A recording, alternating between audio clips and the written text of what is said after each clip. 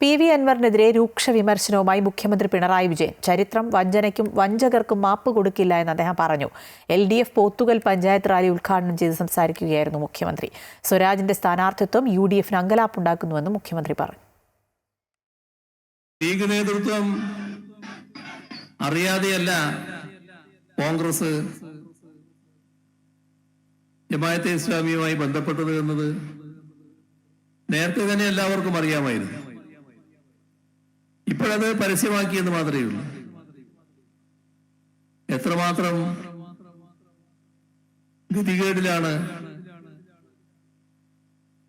UDF എത്തുന്നത് എന്നാണ് ഇതെല്ലാം കാണിക്കുന്നത്. ഇവിടെ ഞങ്ങൾക്കൊരു കാര്യം മാത്രമേ വ്യക്തമാക്കാനുള്ളൂ. LDF എന്ന നിലക്ക് ഞങ്ങൾക്ക് ഈ നാട്ടിലെ ഒരു വിഘടന ശക്തിയുടെയോ വർഗീയ ശക്തിയുടെയോ പിന്തുണയോ ആശീർവാദമോ ആവശ്യമില്ല. ഞങ്ങള്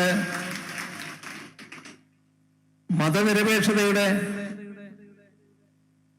പൂർണ്ണമായ പിന്തുണയാണ് ആഗ്രഹിക്കുന്നത്.